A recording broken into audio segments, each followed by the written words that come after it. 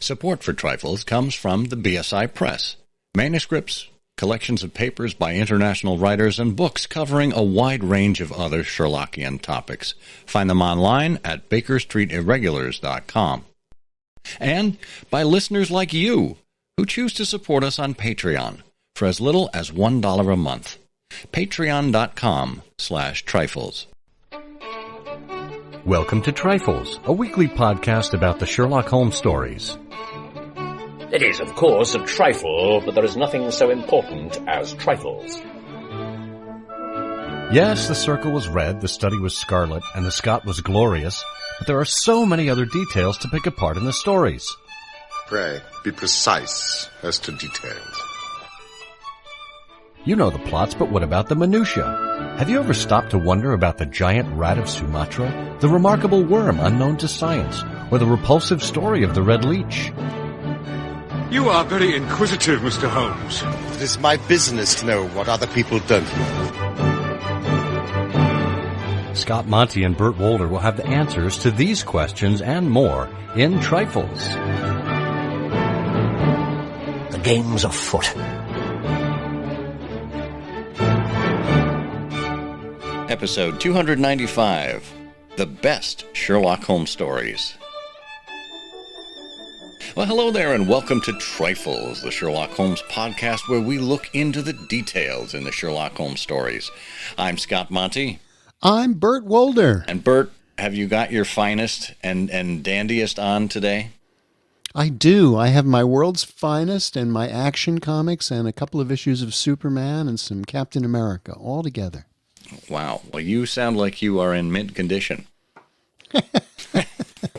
I'm foxing, actually, slightly around. Just at the edges. Around the edges. Yeah, it's a little sad. Yeah. Well, let's hope we are not outfoxed today as we talk about, as we said in the title, the best Sherlock Holmes stories. It's always a subjective argument, but we think we can build a pretty good case for the 10 or 12 best stories out there. If you'd like the show notes for this episode, and we will have links as to where to find some of these lists, you can find it at ihose.co/trifles295. All lowercase, ihose.co/trifles295. That'll take you to the SherlockHolmesPodcast.com page, specifically where this episode lives. You can also just check the show notes of whatever podcast player you happen to be listening to us on right now. And of course, wanted to remind you that in the very next episode, we are going to do another drawing. That's right, it is the end of the month, and we will be doing our drawing for all of our Patreon supporters. Every Patreon supporter, whatever amount you happen to support us at every month, you are eligible for this drawing where we will randomly pick one of your names and give you free back issues of the Baker Street Journal. Who knows, it may be one of the issues we're referring to as we talk about this list today.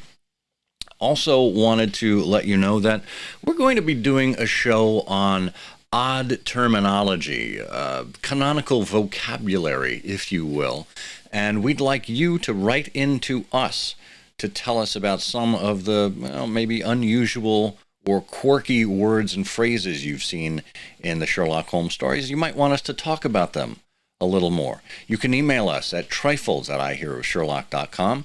You can leave a comment in the show notes section on ihose.co/trifles295, or of course you can just hit us up on social media and tag us with trifles, hashtag trifles, and throw in your term. So good luck.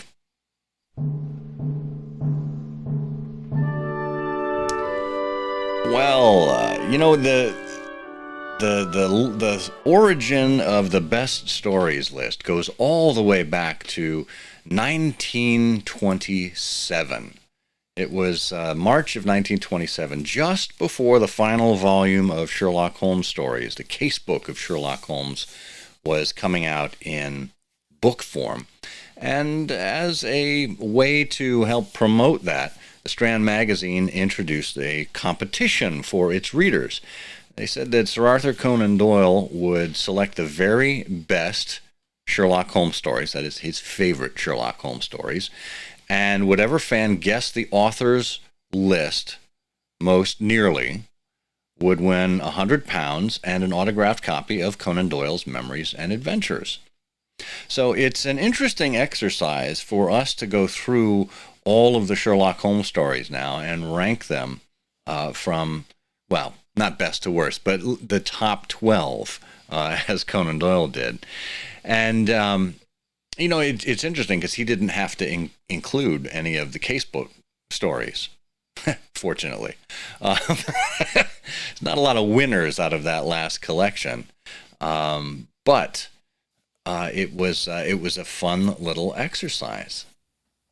Well, it's amazing how often this is repeated over the decades among Sherlockians. And in preparation for discussing this today, we've taken a look at some 6 or 7 different dips into the question of rating and ranking the best Sherlock Holmes stories over the years, from the earliest days of the Baker Street Journal until relatively recently. And the fascinating thing about it, at least to me, is the different approaches. I mean, there are a lot of similarities, but the different approaches people took and how those approaches, at the time those articles were published, sort of reflects the intellectual, let's put it this way, the science of ranking and evaluating. It became much more mature, up through the end of the 20th century.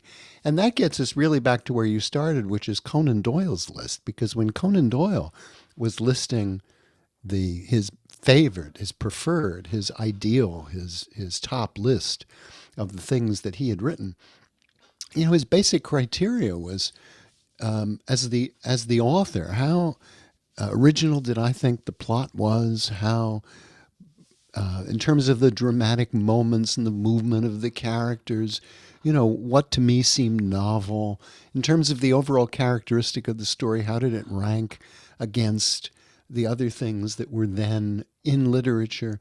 And these, of course, are all the private things that an author would think about. It's sort of like asking a carpenter to rank the best cabinet or best bookshelf he's ever constructed, and he would say, well, the pine that I used, the oak, I thought was particularly blemish-free, and the stain on this one went on quite well, and of course the way the cupboard fit, I thought, but that's a far cry from actually being the one who hired the carpenter. Right.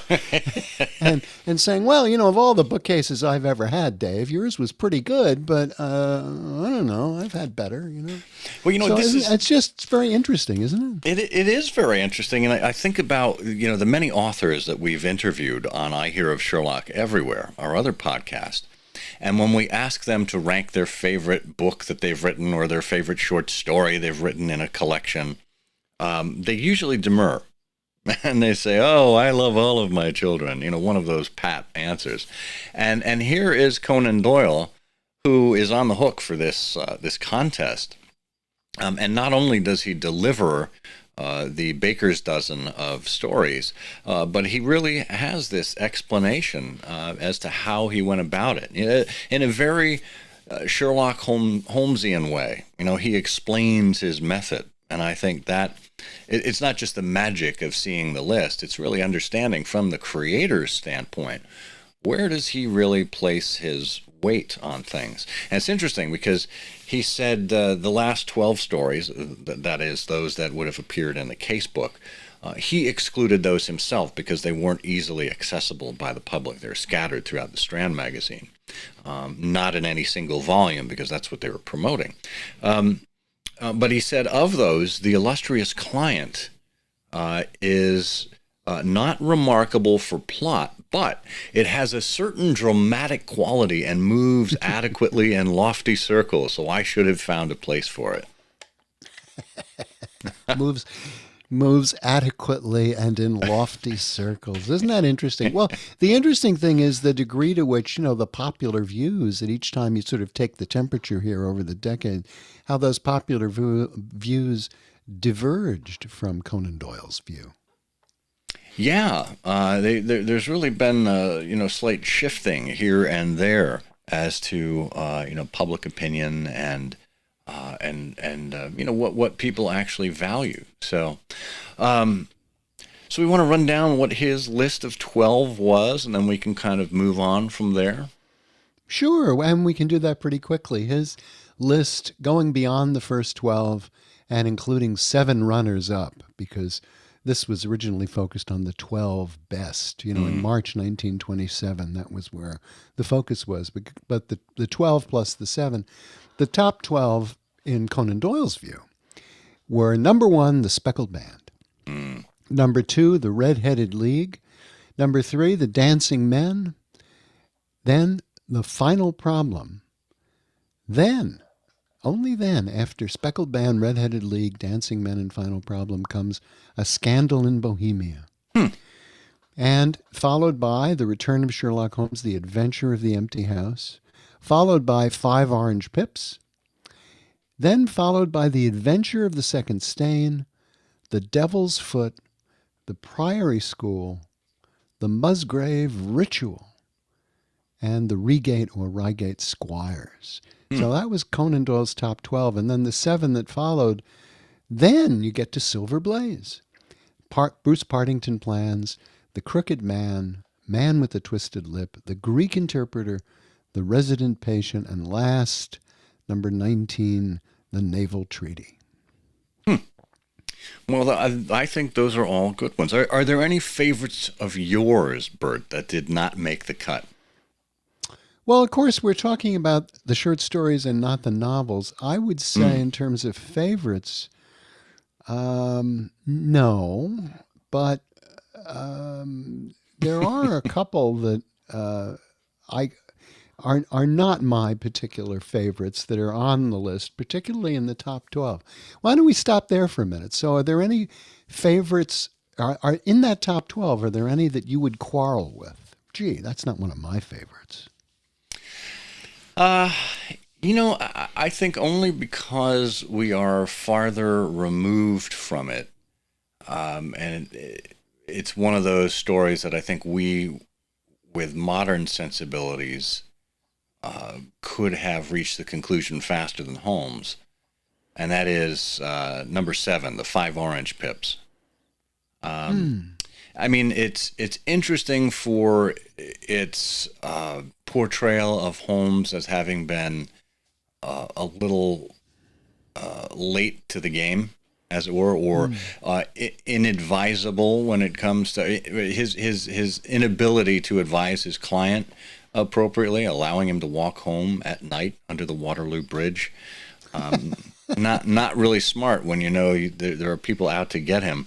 But it does have that wonderful scene of vengeance where Holmes has sent off the Pips, and there is a scrap of the ship that is found floating in the water at some point. So it does have that dramatic flair to it. But it's interesting because Conan Doyle says, though it's short, it has a certain dramatic quality of its own. So I can understand that. And it's almost as if in his observation there's an unspoken last part of that sentence, which I have no idea where that came from, which is a big mystery to me. Imagine my surprise, right. this unusual. Well, on my list, my view of the top 12, certainly Speckled Band, Red-Headed League, Dancing Men, Final Problem, Scandal in Bohemia, Empty House.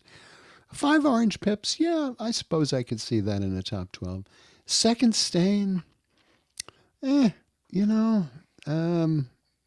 surprised. Devil's Foot, I am hugely fond of the Devil's Foot, and I think it really is the scene, the Radix Pedix Diaboli, the character of Leon Sterndale, that very dramatic moment where they test the powder and wind up, almost killing themselves. I mean, all those are just wonderful things, but and I love Devil's Foot for a whole bunch of other reasons, but if I was making up my list of top 12, I wouldn't put it there. Priory School, okay. Musgrave Ritual, certainly. Reigate Squires, no, I don't. I'm surprised Reigate Squires made that list. I can understand that. I would certainly put Silver Blaze ahead of Devil's Foot, ahead of Priory School, ahead of Reigate Squires. Yeah, I certainly agree there. And the Baker Street irregulars in 1944 decided to survey their own and decide, well, what are their aggregate choices for favorites? And they too came out with the Speckled Band in first place. But interestingly, and I don't know if it's the waning years or the discussion of Irene Adler in so many different circles that prompted this, but A Scandal in Bohemia landed in second place in that time. And Silver Blaze came all the way up to fourth place from its 13th place before. An interesting switcheroo there. But I think that's a story that, again, it's eminently quotable, has so many elements of Holmes making his deductions, from the calculations on the train to the observation about the dog doing nothing in the nighttime. It's just classic Holmes. And similarly, the Bruce Partington Plans manages to make its appearance in their top list as well. Yeah, that is interesting. And what's also interesting about this particular approach to grouping the quality, the ratings of these cases, is that they repeated all of the lists sort of side by side, saying here's Doyle's original list, and here's the 1944 regular list, and here's the 1954 Baker Street Journal list. And by the way, in 1959, when they did another view, here's the 1959 list. Right. And so you can look across the columns and see, to the point that they made, I think, when this started,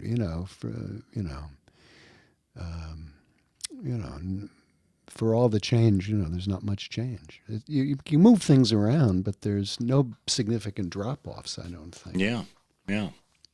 Well, let's take a quick break and hear from our sponsor, and we'll come back and we'll talk about how it all looks as we look at these various assessments in retrospect. Stay with us.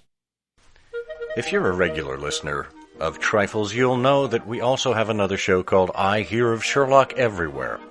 And of course, we do hear of Sherlock everywhere around the globe, and it's partially due to the BSI Press. The BSI Press has been doing the international series for well over a decade, and it takes you to places that, well, you couldn't otherwise go without the BSI Press's help. And that is inside scholarship coming from Sherlockian societies from all corners of the globe. You'll find Japan and Sherlock Holmes, Scandinavia and Sherlock Holmes, Australia, Italy, Spain, Canada. The list continues to grow. So if you're interested in what people from all around the world have to say about Sherlock Holmes, find that common bond at the BSI Press website, bakerstreetirregulars.com, and pick out an international volume of your choice today. All right, we're back, and we're going to talk a little bit about the retrospective assessment. You mentioned there the 1959. So the BSI, or I should say the Baker Street Journal, over time has done a number of these surveys of its readers, of people who are clued into Sherlock Holmes stories, and asked them what were their most favorite and least favorite. So there was the 1927 Conan Doyle list, the original. There was a 1944 BSI survey, a 1954 Baker Street Journal survey, and a 1959 Baker Street Journal survey. But it wasn't until 40 years later we find ourselves rating the canon, as Randall Stock did a survey. And this would become the basis for Randall's website, Best of Sherlock, the Best of Sherlock website, bestofsherlock.com. And he actually has rankings of all of these stories from the Baker Street Journal poll. But in that 1999 article, he looks at, and again, this is all of the short stories that we're looking at. We've kind of thrown out the long stories, the novels, as part of this contest. And once again, what do we find at the very top? The Speckled Band. Yeah. And this is, is survey after survey. The Speckled Band manages to top the list. It never was removed from the first place, while second place was shared between the Red-Headed League, A Scandal in Bohemia, and Silver Blaze in some of those earlier surveys. Yeah, and then the Blue Carbuncle, which didn't appear anywhere That's on true. Conan Doyle's Yeah, I list didn't since. think about that one. Yeah. Well, it's been imbued with all of the things that come with Christmas stories, and of course that was Christopher Morley's famous view that it was a Christmas story without slush, but it became beloved, and this reminds me of this quote from Logan Pearsall Smith, where Smith said about great literature. He said, "Great literature attracts the admiration of subsequent generations," and he used patina as a verb. He says it patines them, so the great literature requires a patina of admiration and becomes more valuable in the process. How great literature gets richer and richer from age to age, and that's why things like Blue Carbuncle pop up to the list and move up, because we've imbued it. Subsequent generations have imbued it with that much regard. Yeah. That's a good point. And the Musgrave Ritual managed to bring itself up from the bottom of the list to the middle of the list now at number 6. That was and that could be because at every Sherlockian or many Sherlockian society gatherings, we have a reading of the actual ritual itself. Whose was it? His who is gone, etc., etc. So it could be just that it's implanted in our consciousness now. Yeah. I have to say that Randall's article and if you have the EBSJ, dear listener, you can find it in number 215, volume 49, number 4, December 1999, is a masterpiece, because in addition to the list, he then goes on to say, okay, here's part 2. Here's, what we know about all these people who did the rating. Nearly 1/4 of the voters were members of the BSI. More than 240 scholars participated in the survey. He's got the number of women who participated in here, although I can't cast my eye over the number. 83 members of the Sherlock Holmes Society of London participated. He's got all of the... women made up 12% of the poll. They were 10 years younger on average than their male counterparts. Et cetera. It's men and women rated the stories differently. So this is really just a masterful analysis with a lot of very interesting data about how the judgments were made and who made them. Yeah, and to me, that's part of the wonder here is that you look at these shifting demographics, the shifting geography. There are always going to be certain proclivities that certain demographics will have. So I can't tell if it's broken. What would really be interesting to me is if the survey were broken out by age, and there was an age ranking of the canon, because a younger generation might look at some of these stories far differently than an older generation. For example, as I said before, the 5 Orange Pips. That itself, where does the 5 Orange Pips place in Randall's thing? It is, oh my goodness, down to number 23 in the ranking there. So that really dropped quite a bit. And Final Problem and Empty House were together rather than separated by A Scandal in Bohemia. They're at 7 and 8. And Dancing Men, 6 Napoleons. Now there's a great story. That didn't appear in anyone's list prior to this one.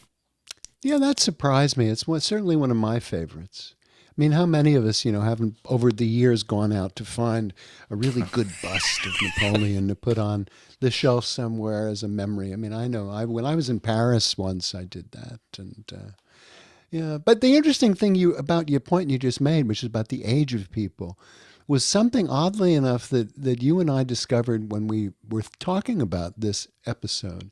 Back in 1946, the list and the discussion of Conan Doyle's rating of the Sherlock Holmes stories was followed by an essay called the Sherlock Holmes story I like best and why. And the writer was the first one to put on the table the criteria for evaluation and wrote, first thing I think about is the nature of the problem to be solved. The second is the number of gems of tour de force, which show the remarkable powers of observation and deduction that were so perplexing to Dr. Watson. The third, the speed with which Holmes solves the problem and the resources he uses. Fourth, in my mind, the setting in which the story takes place. Fifth, what it contributes to our knowledge of Holmes and Watson. And the amazing thing about this is written by Dale Brandreth. And the introduction here, you got to remember, this is volume 1, number 4 of the old series of the Baker Street Journal, October 1946. The introduction says, well, this little essay here, The Story I Like Best, is written from the pen of a 13-year-old member of the Scandalous Bohemians of Akron. Wow. That is astounding. Which was Dale A. Brandreth, who has this astonishingly well put together and well reasoned evaluation criteria that he brings to bear to the cases of Sherlock Holmes. Absolutely amazing. Yeah, it is really a remarkable analysis. And, when you look at the life of Dale A. Brandreth, it should be no surprise that this analytical mind was springing to life at 13, because Dale Brandreth went on to be an expert in chess, believe it or not. He was a renowned publisher, editor, collector, and author of chess books, and he passed away just a few years ago in 2019. But we don't have any record of other Sherlockian contributions from Dale Brandreth other than this one. But in his commentary about that, Edgar says that he said that Dale Brandreth's age was approximately that at which the opinions of all the rest of us very likely were actually formed. Yeah. And that is just a trifle. It is, of course, a trifle, but there is nothing so important as trifles. Please join us again next week for another installment of Trifles. Show notes are available on SherlockHolmesPodcast.com. Please subscribe to us on Apple Podcasts and be sure to check out our longer show, I Hear of Sherlock Everywhere, where we interview notable Sherlockians and share news of the Sherlockian world. You've taken my breath away, Mr. Holmes. And what shall be your pleasure? Here, Watson. What? Oh, yes. Splendid. 2 of your very best glasses of beer. Right away, sir. Your beer should be excellent if it is as good as your geese.